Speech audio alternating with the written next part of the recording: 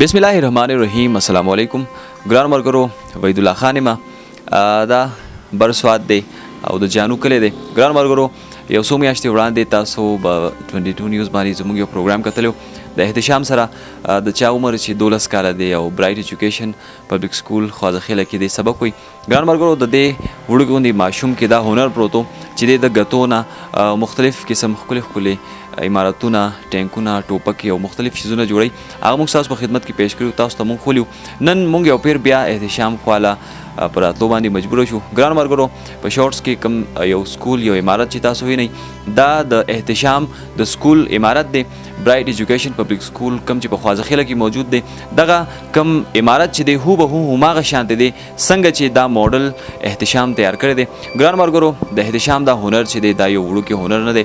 په بهر ممالک کې یورپین کنټریز کې چېرته چې د ماشومانو سره یا د ځوانانو سره هم دغه شانتې هنر وي نو هغوی په دې کې ډېر زیات مخکې ځي.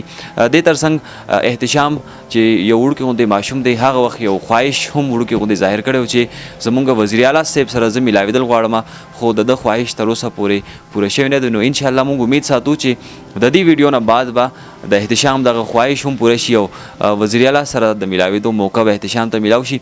احتشام سره یو څو خبرې اترې کوو. ګران مرګرو کوم ماډل چې تاسو وینئ دا یو وړوکی کارنامه نه ده. په دې کې څومره محنت او جذبه چې ده هغه ډیره زیاته ده د احتشام. احتشام سره یو څو خبرې اترې کوو. السلام علیکم. وعلیکم السلام. احتشام څنګه یې؟ ښه خیر دی.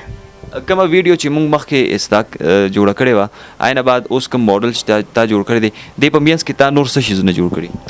د دې په منځ کې ما یو شیول جوړ کړی و یو پکې کیمرا وه او سټینګ مې پکې هم جوړ کړی و دې په منځ کې داسې شیونه مې پکې جوړ کړي وو. صحیح. د سکول دغه عمارت دی موډل دی ولې جوړ کو چا د ویلیو؟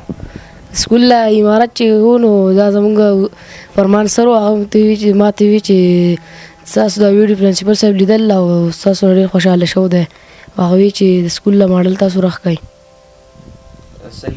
څومره ورځې ولګېدې په دغه موډل تیارېدو کې؟ په دې ماډل تیارېدو کې تقریبا 6 ورځې ولګېدې. دغه موډل چې تا جوړول نو څه نقشه دې ځان ته ایښې وه یا دغه نقشه دې په ذهن کې وه څنګه دې دا موډل جوړ کړو؟ دا ماډل چې ما راغو نو دا نقشه چې وه دا زما په ذهن کې پرته وه نو د هغې د ذریعې سره دا ما راښکلی و. صحیح. موډل هم تا جوړ کو شیول ټوپک مختلف قسم شیزونه موږ لیدلی دي.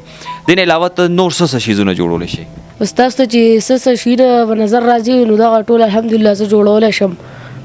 صحیح. که حکومت ستا سره تعاون وکړي ستا په سر باندې لاس کېدي نو د دې نه علاوه څه غټ غټ پروجیکټس مطلب داسې نور هر څه غټ غټ هم جوړولی شي؟ او غټ غټ هم راغلی شو بیا. صحیح. او په تیره ویډیو کې تا څنګه چې ویلیو چې یو خواهش دې ظاهر کړی وزیر اعلی صاحب سره د میلاوېدو تر اوسه پورې نه میلاو شوی؟ نه اصل لا نه میلاو شوی. چا رابطه هم نه ده کړې؟ نه. نو هغه خواهش دې اوس هم برقرار دی که ختم شوی دی؟ برقرار دی. لا صحیح. میلاوېدل غواړې؟ صحیح ده. ډېره زیاته مننه.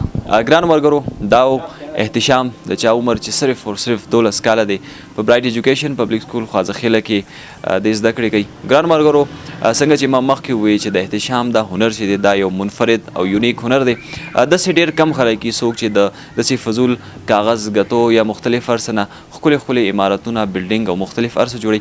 ګرانو ملګرو هم په دې تمه باندې دا پروګرام زموږ خپل سر ته رسي چې د احتشام کوم خواهش چې دی وزیر اعلی صاحب سره د میلاوېدو هغه به هم پوره شي او دې نه بعد به حکومت د ده سره څه ناسم مرسته هم کوي. ولې چې که حکومت د ده سره لږ ډېر تعاون وکړو نو دې غټ غټ پروجیکټس باندې کار هم کولی شي.